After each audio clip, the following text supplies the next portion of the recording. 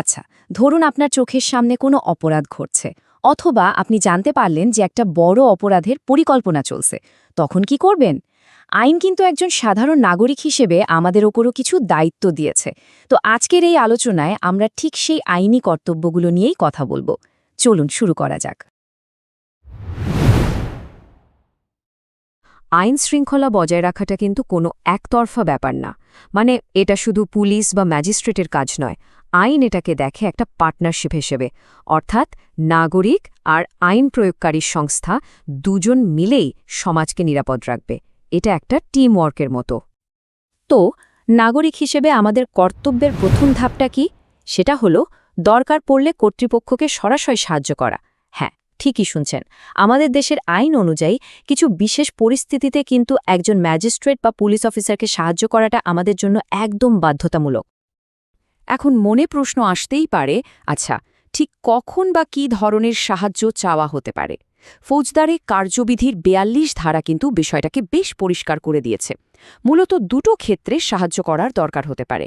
এক, কোনো আসামিকে ধরতে বা সে যদি পালানোর চেষ্টা করে তাকে আটকাতে।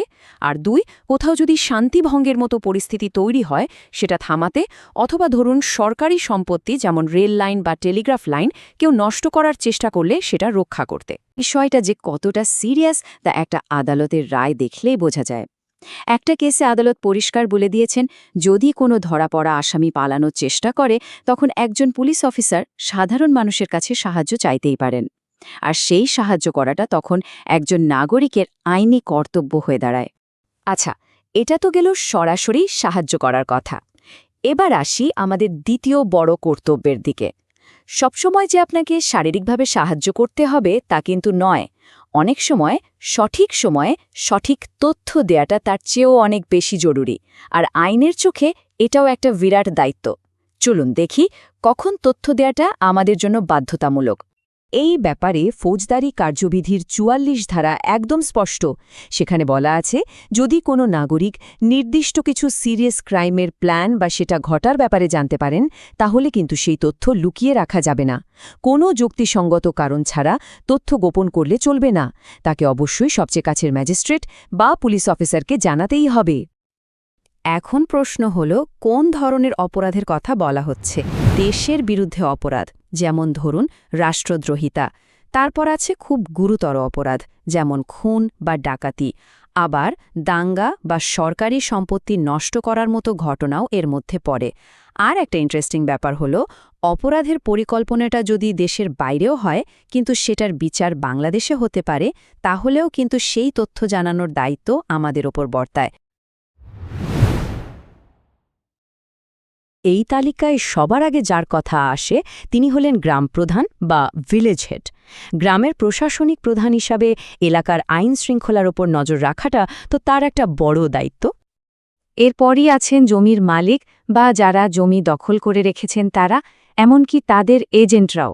আইন বলছে তাদের এলাকায় বা জমিতে কোনো সন্দেহজনক কিছু ঘটছে কিনা সেদিকে নজর রাখাটাও তাদের দায়িত্ব।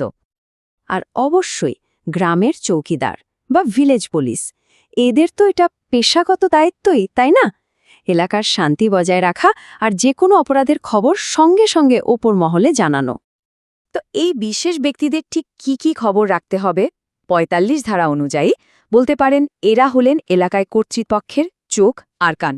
যেমন তাদের গ্রামে কোনো পরিচিত অপরাধী বা পলাতক আসামি এসে লুকিয়ে আছে কিনা, বা কেউ চোরাই মাল কেনাবেচা করছে কিনা, কোথাও কোনো বড় জামিন অযোগ্য অপরাধের প্ল্যান হচ্ছে কিনা, এমনকি কোনো অস্বাভাবিক বা সন্দেহজনক মৃত্যু হলেও সেই খবরটা সঙ্গে সঙ্গে কর্তৃপক্ষকে জানানোটা তাদের আইনি দায়িত্বের মধ্যে পড়ে।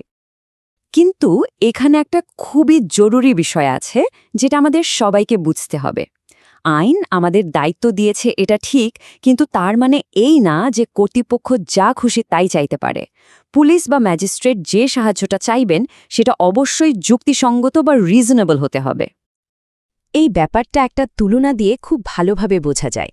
যেমন ধরুন, একটা আইনি রায় বলছে পুলিশ যদি কোনো পালিয়ে যাওয়া আসামিকে ধরতে সাহায্য চায় সেটা একটা যুক্তিসঙ্গত অনুরোধ। কিন্তু পুলিশ যদি বলে যান এই মামলার জন্য সাক্ষী খুঁজে আনুন বা ওই ফেরারি আসামির ঠিকানাটা খুঁজে বের করে দিন, সেটা কিন্তু যুক্তিসঙ্গত নয়, কারণ ওগুলো তদন্তের কাজ, কোনো সাধারণ নাগরিকের কাজ নয়। তার মানে আসল কথাটা হলো, আইন চায় নাগরিক আর পুলিশ একে অপরকে সাহায্য করুক, ঠিকই, কিন্তু সেই সাথে প্রত্যেকের কর্তব্যের একটা পরিষ্কার সীমারেখাও টেনে দিয়েছে। যে কোনো সাহায্যের অনুরোধকে তাই যুক্তিসঙ্গত হতে হবে, এর বাইরে কিছু নয়।